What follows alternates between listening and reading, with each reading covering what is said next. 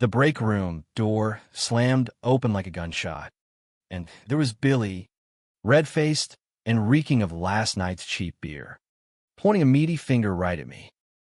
"Look at this one. Boys, Jamie here's probably doodling hearts around Marcus's name in his little notebook." His laugh boomed, crude and triumphant, as the cluster of sales guys around the coffee machine joined in, their chuckles slicing through the air like shrapnel. I froze mid-sip, my styrofoam cup crumpling in my fist, the hot liquid scalding my palm, but it was nothing compared to the burn of humiliation crawling on my neck. I'd been at Sterling and Associates, this mid-tier ad firm in the heart of Manhattan, for 3 years now, long enough to know the drill. New York was supposed to be the city where you could be anyone, but in this glass-walled bullpen on the 22nd floor of a midtown high-rise, being me, openly gay, unapologetically single, and too damn sensitive for my own good, meant I was the office piñata. They didn't say the slurs outright anymore, not since HR's mandatory sensitivity training last fall. But the jabs? Those were endless. Fairy lights, when I suggested a colorful campaign pitch. "Don't bend over for that file." Jamie, as I reached for a drop pen. And Billy? He was the ringleader. All broad shoulders and buzz-cut bravado. The kind of guy who'd played linebacker in college and never let anyone forget it. Billy Hargrove had transferred in from the Chicago branch 6 months ago. And from day one, he'd zeroed in on me like a heat-seeking missile. Maybe it was the rainbow pin on my lanyard, or the way I didn't hide my crushes on the cute baristas at lunch. Whatever it was, he made it his mission to remind everyone I didn't belong. That morning, as the laughter died down and the guys shuffled back to their desks, Billy lingered, his eyes narrowing into slits. "Lighten up, princess," he muttered, low enough that only I could hear. "It's just a joke." But jokes weren't funny when they echoed the taunts I'd heard growing up in that suffocating suburb outside Philly, where coming out at 17 had turned me from the quiet kid next door into the town freak. I retreated to my cubicle, the one tucked in the corner with a view of the Hudson if you craned your neck just right, and buried myself in mock-ups for the new energy drink account. Sterling was all about hustle, late nights pitching viral campaigns for brands that promised to empower your inner beast. But for me, it was survival. I clawed my way here after Penn State, armed with a communications degree and a portfolio that screamed creativity, only to land in a place where my ideas got nods, but my identity got eye rolls. By noon, the sting had faded to a dull ache, and I was lost in Photoshop when a shadow fell over my monitor. "Need a hand with that tiger graphic? Looks like it's about to eat you alive." The voice was warm, laced with that easy Midwestern lilt that made everything sound like an invitation. I looked up, and there was Marcus Hale, the new creative director who'd started last week. Tall, with tousled dark hair that begged to be ruffled and hazel eyes that crinkled at the corners like he knew all your secrets but wouldn't tell. Marcus was the kind of guy who turned heads without trying. He'd come from a boutique agency in Austin, poached by our VP for his fresh perspective, and from the buzz in the halls, everyone was already half in love. I blinked, heat creeping into my cheeks. "Nah, I'm good. Just making sure it doesn't look too aggressive." God, could I sound any lamer? But Marcus just grinned, perching on the edge of my desk like we were old pals. Aggressive is the brief. But hey, subtlety's your superpower, right? I'm Marcus. By the way, we haven't properly met. "Jamie Reynolds," I said, extending a hand that he shook firmly, his palm calloused in a way that spoke of weekend hikes or maybe guitar sessions, details I'd overheard in the water cooler gossip. Up close, he smelled like cedar and fresh laundry, and for a split second, the office noise faded to a hum. "Welcome to the zoo. Watch out for the alpha male over there." I nodded subtly toward Billy's desk, where he was pounding away at a keyboard, oblivious Marcus followed my gaze, his expression neutral. Heard about the welcoming committee. Don't sweat it. I've dealt with worse in Texas boardrooms. He leaned in, voice dropping conspiratorially. Besides, I like your style. That pitch you did for the eco cleaner last quarter? Genius. We should grab lunch sometime. Brainstorm. My heart did a stupid flip. Was this flirting? In this den of lions? Yeah, I managed. I'd like that. He winked, actually winked, and sauntered off, leaving me staring at my screen like it had grown a second head. For the first time that week, the cubicle felt less like a cage. Lunch turned into coffee the next day, then a quick bite at the falafel truck around the corner. Marcus was effortless, drawing me out with questions that felt genuine. What got me into ads? Favorite dive bar in the village? The one about my family. A mom who sent care packages of homemade pierogies, and a dad who'd come around after a decade of radio silence. Had him nodding thoughtfully. Sounds like you've got roots that run deep. Me? I'm the black sheep. Grew up in a ranch town outside Dallas. All boots and Bibles. Coming out, there was like declaring war on the Alamo. I laughed. A real one. The kind that loosened the knot in my chest. Philly suburbs weren't exactly rainbow flags and parades either. But New York's been liberating. Mostly, we didn't talk about Billy, but his shadow lingered, especially when Marcus mentioned the firm's upcoming diversity audit. Heard there's pushback from sales. Old school thinking. You know, I knew. Billy had cornered me in the elevator once, ranting about woke quotas ruining merit. Some people cling to the past like it's a life raft. I said, stir my latte. Marcus's foot brushed mine under the table. Accidental, intentional, and neither of us moved away. By Friday, the office was electric with prep for the quarterly review, a dog and pony show where we pitched to clients over catered sushi and too much Pinot. I was tasked with visuals for the energy drink. My tiger now roaring alongside taglines like Unleash the Wild Within. Marcus had looped me into his team. And for once, collaboration felt like collaboration, not competition. But as the afternoon wore on, Billy's barb sharpened. During a group huddle, he snorted at my color palette. What is this? A unicorn fart? Clients want edge, not Easter eggs. The room tittered, and I felt Marcus stiffen beside me. Actually, Jamie's palette ties into the empowerment theme, vibrant, unapologetic. It's smart. Billy's jaw ticked, but he backed off, muttering something about artsy types.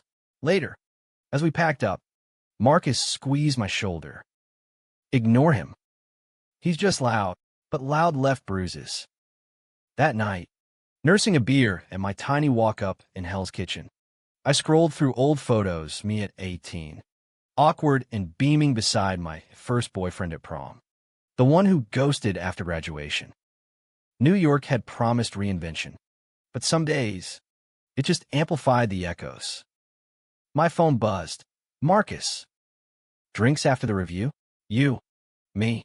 Someplace with actual cocktails. I typed back yes before I could overthink it. A spark igniting in the dark. The review went off without a hitch, handshakes all around. The clients eating up our beast mode vibe. By 9 p.m., the conference room had devolved into an open bar. Ties loosened, laughter sloshing like the cheap Merlot. I stuck to the edges, chatting with the interns, until Marcus appeared with 2 Manhattans. To surviving another dogfight, he toasted, clinking glasses. His tie was askew, shirt sleeves rolled up to reveal forearms dusted with hair. And damn if my pulse didn't race. We talked for hours, the crowd thinning around us. He confessed his ex had been a disaster, a control freak who'd made him doubt his own creativity. Made me realize I want someone who sees the mess and stays anyway. His gaze held mine, steady and searching. What about you? Jamie? What's your type? Honest. Kind. The words stuck in my throat as Billy stumbled over. 3 sheets to the wind, a red Solo cup sloshing in his grip.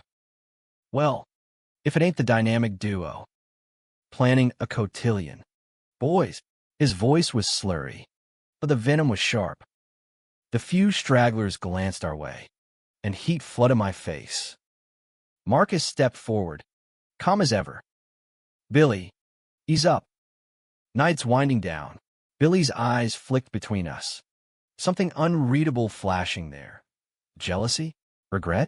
Ease up. I'm just saying. Some folks gotta advertise what others keep private. He jabbed a finger at me. Right, Reynolds? Not all of us need a billboard. The room went quiet. The kind of hush that amplifies heartbeats. I opened my mouth, but Marcus beat me to it. That's enough. Go sleep it off. Billy swayed, then barked a laugh that didn't reach his eyes. Protect her now. Huh, cute. He lurched away, but not before shoulder-checking me hard enough to spill my drink. Marcus pulled me aside, his hand warm on my elbow.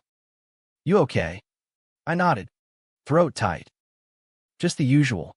But as we slipped out into the humid July night, the city pulsing around us, honking taxis, steam rising from grates, he hailed a cab and tugged me in after him. My place is closer. Crash if you want, no pressure. His apartment in Chelsea was all exposed brick and bookshelves groaning with design tomes. A far cry from my shoebox. We ended up on the fire escape, sharing a joint he'd rolled from a tin in his drawer. The skyline, a glittering distraction. Billy's an asshole, Marcus said finally, exhaling smoke into the dark. But you're not alone in this. I turned to him, the weed loosening my guard. Feels like I am. Sometimes. Like no matter how far I run, the bullshit follows. He set the joint aside, his fingers brushing mine, deliberate this time. Then run with me. And just like that, he kissed me, soft and tentative, tasting of whiskey and possibility. The world narrowed to the press of his lips, the way his hand cradled my jaw like I was something precious. When we broke apart, breathless, he whispered, "Stay." I did. That night, tangled in sheets that smelled like him. We talked until dawn, fears, dreams, the scars we hid under smiles. Marcus traced the faint line on my ribs from a bar fight back in college. His touch reverent. "You're stronger than they know," he murmured. For the first time, I believed it. But Monday brought the crash.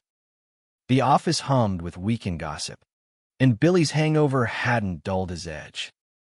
He accidentally forwarded an email chain mocking my fairy tale visuals to the whole team, complete with rainbow emojis. Snickers rippled like wildfire. Marcus stormed into HR, but I waved him off.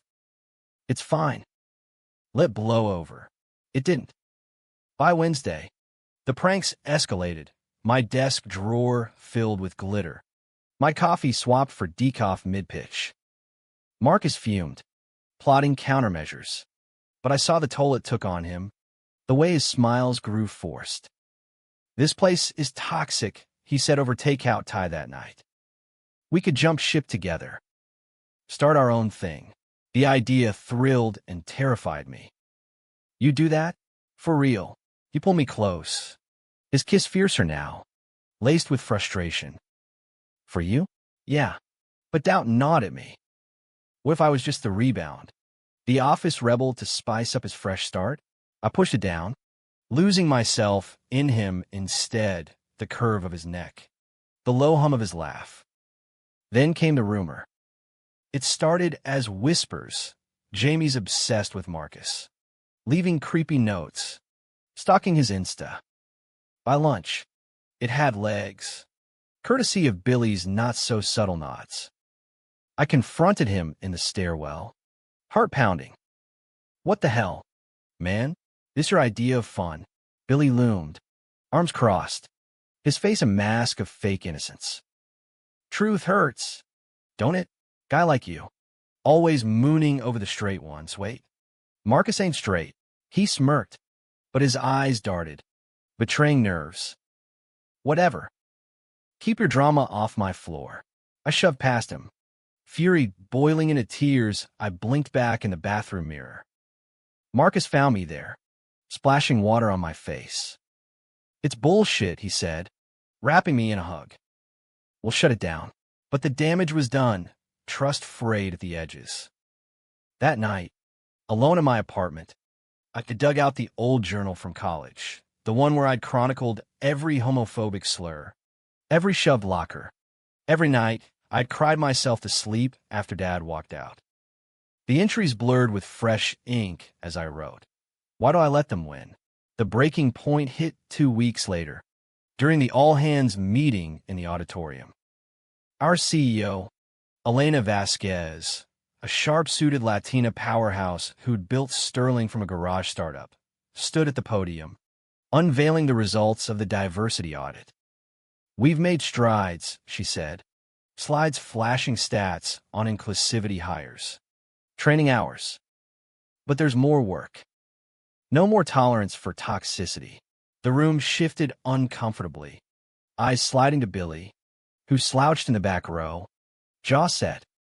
Marcus squeezed my hand under the table, our secret PDA, born of caution. Then Elena's tone sharpened. And to those who fostered a hostile environment, change or consequences, she nodded to HR, who rose with a folder. Effective immediately, disciplinary action against Mr. Hargrove for repeated harassment. Billy shot to his feet, chair scraping like nails on chalkboard. This is crap. Because of him, he jabbed a finger at me, face purple. That queer stirring shit. Playing victim. Enough. Elena's voice cracked like thunder. The auditorium froze, a collective gasp sucking the air thin. Billy's chest heaved, his eyes wild, locking on mine with a desperation I'd never seen. Not hate, fear. Raw, unraveling fear. I stood, pulse thundering, the weight of 3 years crashing down. Marcus tugged my sleeve. Jamie, don't, but I shook him off.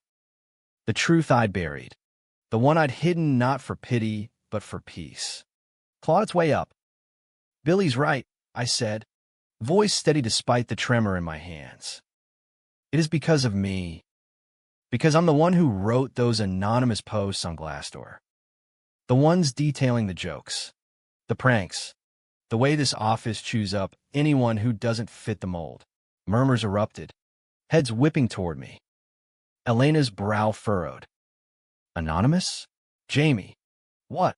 I pressed on, the words spilling like a dam break. For 2 years, I documented everything. Not to destroy, but to force change. I was the voice behind the blog that went viral last spring, AdWorld's Closet, the one that named Sterling without naming names. It pressured the audit, the trainings, the hires. I hid it because I wanted to stay, to see if we could evolve. But hiding meant swallowing the poison. Every fairy jab, every glitter bomb, it was me, biting my tongue while I saved us all. Billy's face drained of color, his mouth working soundlessly. The room exploded gasps, whispers, a few claps from the back. Marcus stared, pride and shock mingling in his eyes. Elena stepped forward, microphone in hand. Jamie, why didn't you say? Because heroes don't out themselves for applause. I shot back, throat raw. And villains? They don't realize they're the reason we need saving. My gaze pinned Billy, who sank into his seat, head in hands. For a heartbeat, silence reigned, thick as fog over the East River. Then Marcus was there, pulling me into a fierce hug as the meeting dissolved into chaos. HR swarming. Elena calling for calm. You badass, he whispered, lips brushing my ear. I knew you were fire. But this, I clung to him. The adrenaline crash, leaving me hollow. But as colleagues approached, tentative apologies, wide-eyed respect, something shifted. Not absolution. Not yet, but a crack in the armor. Billy didn't look up, but later, in the emptying hall, he caught my arm. Reynolds. I didn't know. Liar, I said softly, pulling free. But maybe now you do. The fallout was swift. Billy got a suspension paid, with counseling mandated, and the office transformed overnight. My inbox flooded with invites to brainstorm sessions. My pitches greenlit without a snicker. Elena pulled me aside for a corner office chat. Promotion in the works. Equity stake dangled like a carrot. You're the conscience we needed, she said. Don't hide it again. Marcus and I went public. No more fire escape secrecy. Our first official date was at that falafel truck, upgraded to a candlelit spot in the West Village, where he proposed a joint pitch for a queer-owned brand. Partners in crime, he teased, sliding a key to his place across the table. Partners in everything, I replied, sealing it with a kiss that tasted like future. Billy returned after a month, quieter, his buzz cut grown out into something softer. He avoided me at first, then one rainy afternoon, cornered me in the break room. Therapy's a bitch, he admitted, stirring creamer into black coffee. Turns out, all that noise, it was me yelling at myself. His voice cracked. Dad was bad. Beat the gay out of me with belts and Bible verses. Thought if I hit hard enough, it'd stick. I leaned against the counter, the old anger softening. Doesn't excuse the shrapnel, Billy. But I get it. Hiding's a hell all its own. He nodded, eyes wet. Saw your blog after. The one about forgiving the unforgivable. Hit home. A beat. Sorry doesn't cut it. But thanks for not letting me drown us all. We didn't hug, too raw for that, but as he walked out, shoulders less hunched, I felt the weight lift. Not gone, but lighter. That rooftop night came weeks later, after our first joint win, a campaign that trended nationwide. Hashtags blooming like wildflowers. Marcus and I climbed the fire escape. City sprawled below, rain pattering soft on the metal. He pulled me close, the same way he had that first time, but now with certainty. Love you, Jamie Reynolds. Truth teller. Game changer. Love you back, I murmured, our breaths mingling in the mist. Below, Manhattan thrummed, flaws and all, a beast worth taming. And for once, I wasn't hiding from it. Or him. In the end, the office wasn't a zoo anymore. It was a menagerie, messy, diverse, alive. Billy found his voice in ally training, mentoring the interns with stories scrubbed clean but honest. Marcus and I built something real, roots twisting deep into concrete. And me, I wrote no more anonymous posts. My truth was out, loud and unapologetic, a roar that echoed long after the echoes faded. New York had kept its promise after all. Not perfection, but progress. And in the arms of the man who saw me whole. That was enough. The days blurred into a whirlwind after that. Colleagues who'd barely nodded in the halls now stopped by with coffee runs, or hey, great job on the reveal fist bumps. It was surreal, like stepping out of black and white into Technicolor.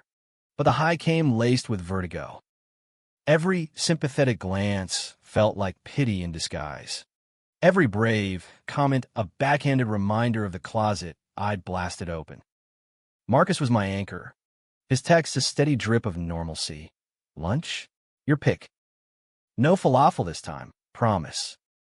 But even he carried the weight, his protectiveness edging into overdrive. If anyone gives you side-eye, name names, he'd say, half joking, as we navigated the elevator gauntlet. Billy's suspension hung over everything like a storm cloud. Rumors swirled. Fired for good? Demoted to mailroom? I didn't ask. Didn't want to care. But late at night, When Marcus snored softly beside me, I'd replay that stairwell stare down, the flicker of something human in Billy's eyes. Hate isn't born in a vacuum. It's forged in fire. And part of me wondered what pyre had scorched him so deep. Work ramped up with the post-audit purge. Elena tasked me with co-leading a culture reboot workshop, Marcus at my side as creative lead. We turned the conference room into a war zone of whiteboards and sticky notes, brainstorming ways to weave inclusivity into every pitch.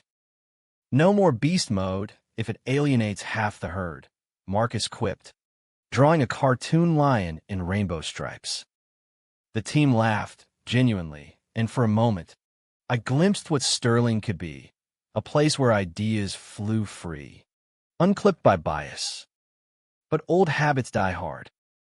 During a late-night session, Tom from accounting, a balding everyman who'd chuckled along with Billy's jabs, cleared his throat awkwardly. "Look, Jamie, about the posts.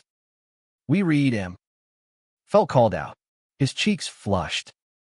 "Didn't realize it was you taking the hits." I set down my marker.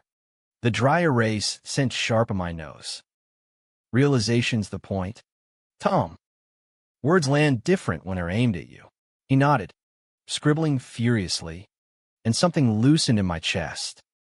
Not forgiveness, that was a marathon. Not a sprint, but understanding. Baby steps. Marcus noticed. Later, as we collapsed onto his couch with pizza boxes and a Netflix queue. "You're glowing. Reynolds." Workshop wizard. His fingers traced lazy circles on my thigh. Innocent but electric. I caught his hand, pulling him closer. "It's you." Makes the mess feel manageable. Our rhythm had settled into something beautiful. Mornings tangled in sheets. Evenings walking the High Line.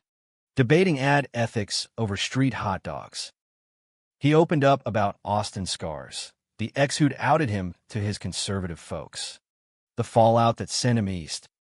"Thought New York would be escape velocity," he said one night. Skyline framed in his window. "Turns out, it's just a bigger cage unless you kick the bars." I kissed his temple, tasting salt. Then we kicked together. It was cheesy, straight out of a Hallmark script, but true. With him, vulnerability wasn't a weakness. It was the glue. Billy's return was announced via email, reinstated. Probationary status. Mandatory sessions with the EAP counselor. The office buzzed like a hive kicked. I spotted him first thing Monday, slinking in with a cardboard box of personal effects. His usual swagger muted to a shuffle. Our eyes met across the bullpen. He nodded, curt and loaded, then vanished into Elena's office. Word spread. He'd apologized in private, promised reform. Skepticism ran high.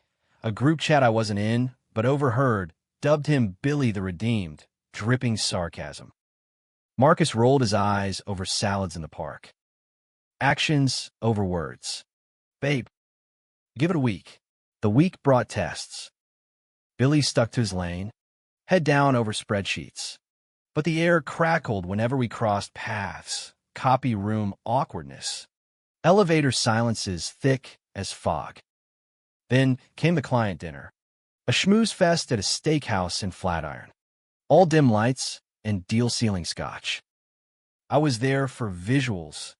Marcus for strategy. Billy, God knows, probably to prove he could behave. The table was a minefield. Execs from the energy drink brand. Elena holding court.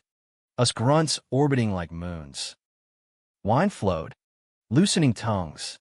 And midway through the entree, the CEO, a burly Texan with a drawl like molasses, turned to me. "Heard you lit a fire under this place. Son, those posts? Gold. Made us rethink our wild within. Now it's inclusive beast mode." Laughter rippled. Genuine this time. But Billy shifted beside him, fork scraping china. His knee bounced under the table. A tick I'd clocked in meetings. When eyes turned his way, He forced a grin. Yeah, Jamie's got balls. Takes gets to call out your own shop.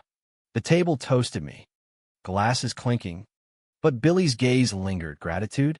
Guilt? I couldn't parse it, so I drowned in Cabernet. Marcus's foot nudged mine reassuringly. Asylum, we got this. Back at the office the next day, the workshop hit fever pitch. We role-played scenarios. What if a client drops a homophobic zinger mid-pitch? Billy volunteered, his voice gravelly. You laugh it off. Pivot to the work. Don't let him derail. Heads nodded, but I saw the cracks, his hands clenched, knuckles white. After, as the team filed out, he hung back. That dinner. Good call on the inclusive angle. Save my ass with the CEO. A pause. Heavy. Oh, you. Don't, I said, stacking handouts. Just be better. He lingered. Then, therapy unearthed some shit. Dad, former cop. Real piece of work. Used to drag me to those conversion camps after he caught me with. Well, doesn't matter. His laugh was bitter. Thought hating you kept it buried. Turns out, it just dug deeper. The confession hung, raw and unexpected. I zipped my bag, mind racing. Billy, that's heavy. But weaponizing it on me, that's on you. Yeah. He rubbed his neck, eyes on the floor. Working it. One day at a time. Like they say. He left then, door clicking soft, leaving me adrift in the empty room. Marcus found me there, concern etching his brow. What was that about? I recounted it, the words tumbling out, and he pulled me into a hug, fierce and grounding. You're too good for this drama, Jamie. But damn, if it doesn't make me love you more. Love. The word landed like sunlight after rain. We hadn't said it outright, but it thrummed between us, unspoken but solid. That night, over dumplings in my kitchen, I did. Love you, Marcus. Mess and all, his smile lit the room. Ditto, truth teller, but peace is fragile. And the next blow came from left field. A leaked email chain surfaced, Billy's, from months back, forwarded to a rival firm's HR tip line. Casual slurs, plotting to prank the ferry out the door. It hit the internal Slack like a grenade, outrage exploding in real time. Elena called an emergency huddle, face thunderous. This ends now. Hargrove, my office. Everyone else, back to work. Billy emerged hours later, box in arms again. Termination. The whispers followed him to the elevator. Good riddance. Deserved it. I watched from my desk, gut twisting. Marcus appeared, hand on my shoulder. Karma. Babe. Let go. But as the doors closed on Billy's defeated slump, I couldn't. Not entirely. The office exhaled, a collective sigh that swept away the dust. Projects surged forward unhindered. No more snide asides derailing brainstorms. No tension coiling the air like barbed wire. Elena promoted a quiet analyst named Priya to Billy's spot. Her first act, a team-building happy hour at a rooftop bar in Soho. To new chapters, she toasted, and for once, the cheers felt earned. Marcus and I thrived in the thaw. Our joint pitches landed a boutique coffee brand. All earthy vibes and brew your truth, slogans that nodded to my blog without naming it.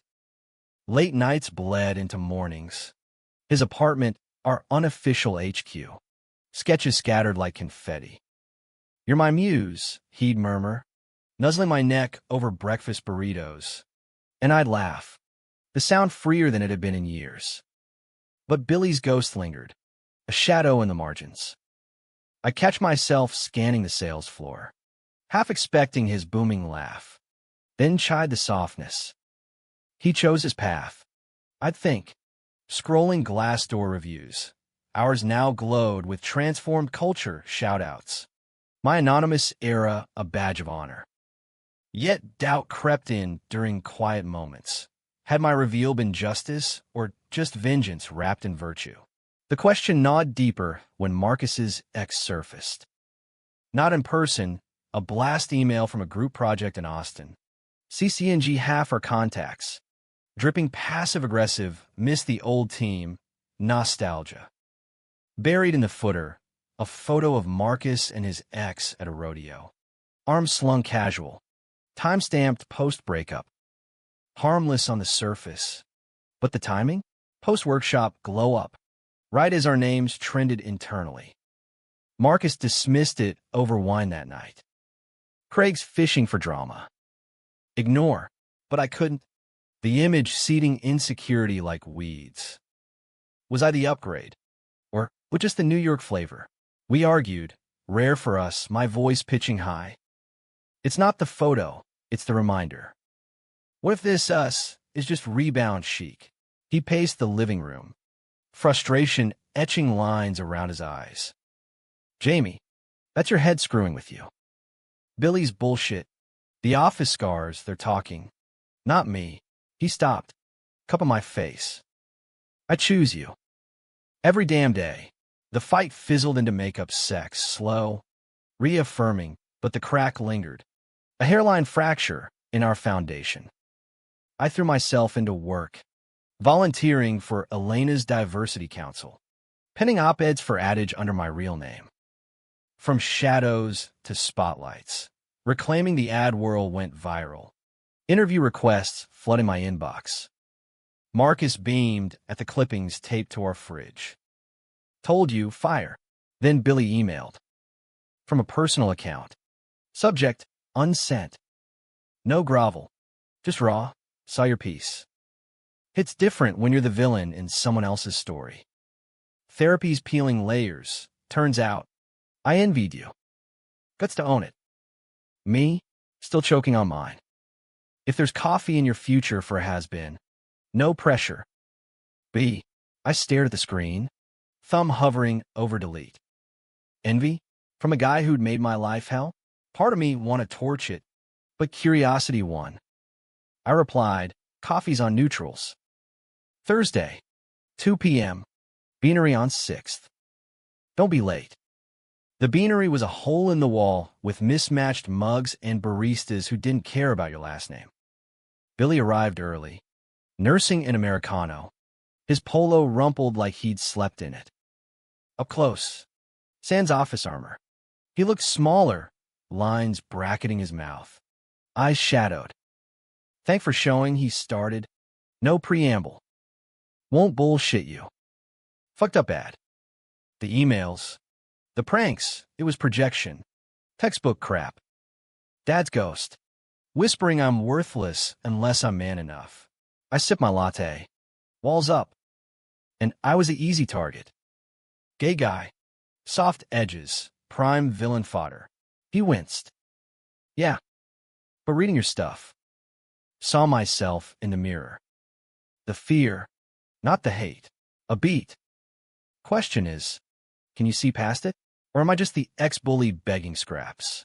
The server dropped a scone platter on the house. For the writer guy, and I picked at it. Mind whirling. Not scraps. Billy. But trust? That's earned. Not owed. He nodded.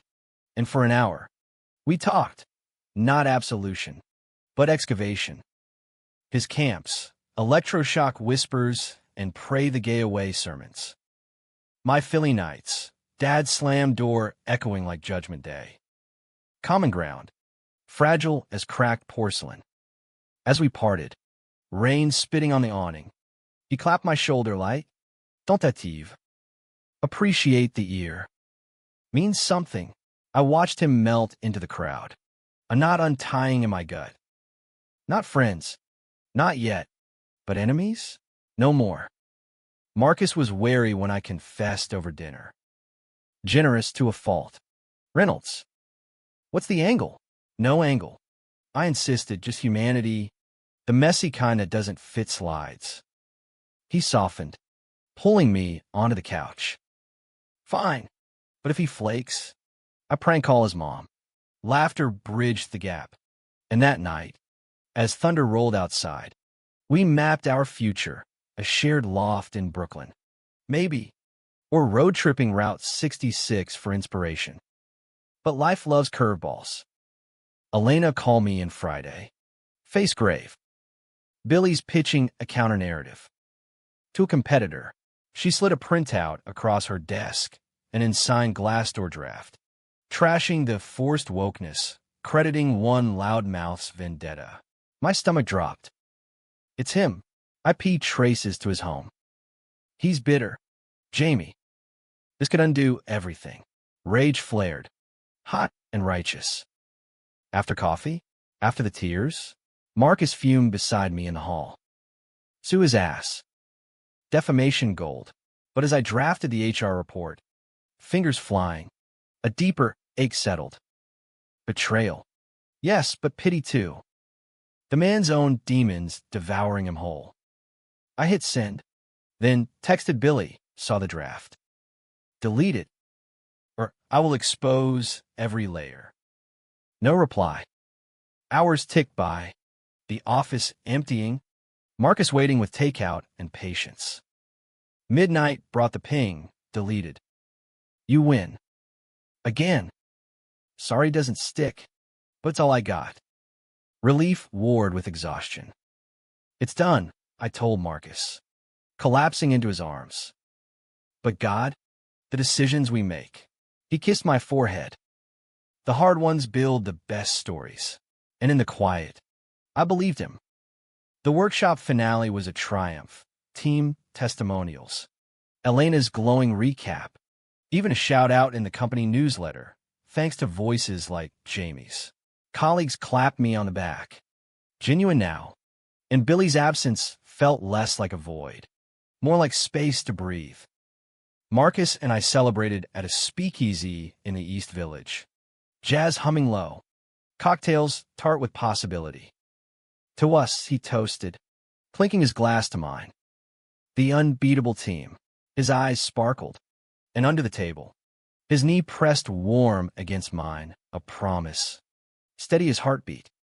But as the night deepened, my phone buzzed. Billy. Voice message. Heard about the finale. Deserved. Look, I'm heading back to Chicago. Family stuff. Dad's sick. Ironies of ironies. Wanted to say, thanks. For the mirror. Don't be a stranger. The line crackled. Then silence. I played it for Marcus, who sighed. Redemption arc? Maybe. We danced then. Slow and close. The world fading to bass and breath. In his arms, the fractures mended.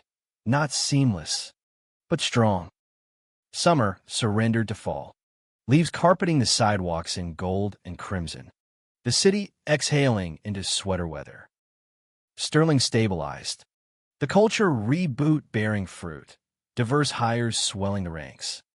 Pitches landing with inclusive flair that clients devoured. My op-ed spawned a podcast invite. Queer creatives unfiltered. And suddenly, I was the guy with the mic.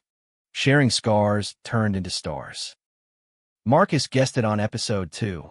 Our banter crackling with that easy chemistry that made listeners ship us on socials.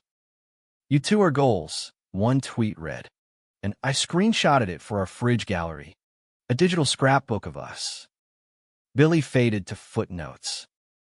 A LinkedIn update pinged in October. New role. Windy City Solutions. Grateful for lessons learned. No direct message. But I liked it. Small gesture. Big thaw. His dad's passing hit the obits a month later. A curt notice in the Chicago Tribune. I sent a card. Unsigned. Strength in the storm. JR no reply. But felt right. A quiet severing of the tether. Our lives wove tighter. Marcus's lease ended. And over Thanksgiving turkey at my mom's, pierogies on the side.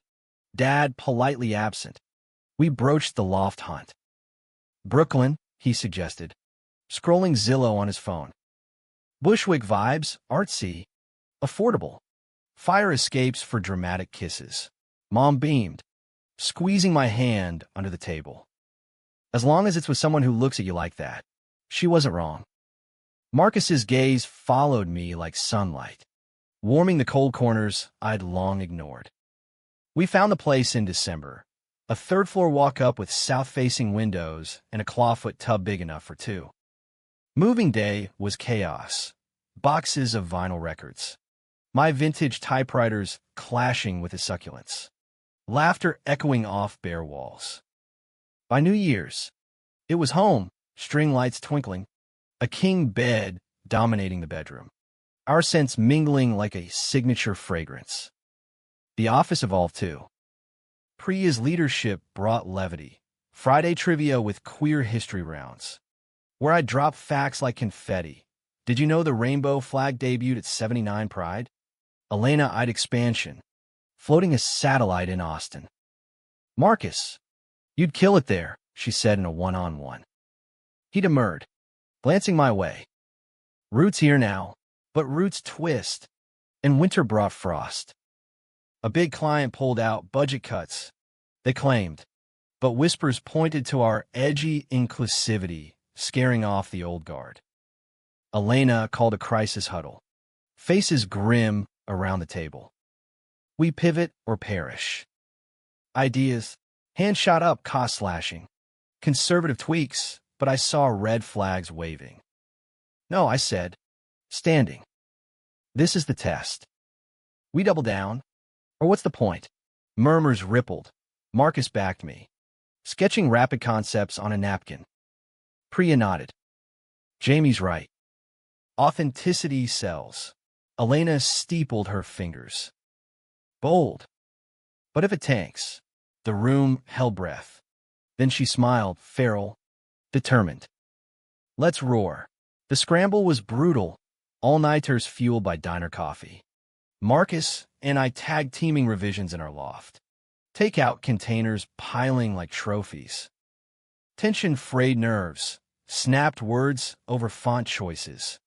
Silences heavy with stress. One midnight, as snow flurried outside, I lashed out. You're micromanaging. I got this. He rubbed his temples. Just want it perfect. For us. The us hung. Vulnerable. I softened, pulling him to the couch. It is. We're unbreakable. Remember? We weren't. Not invincible, but resilient. The pitch landed, a rebrand as Unleash Your True Wild. Testimonials from diverse athletes. Viral potential baked in. The client bit. And the relief party at a karaoke dive in Koreatown was legend. Elena belting respect, Priya nailing WAP to shock cheers. In a cab home, buzzed and giddy, Marcus turned to me. Proud of you, partner. Every step, his hand in mine, thumb stroking knuckles, simple, profound. Spring bloomed with confirmations. The podcast hit top charts. Book deals knocking, uncloseted, a creative's fight for space. Billy emailed congrats. Knew you'd slay. Chicago's dull without the beef. Coffee if paths cross?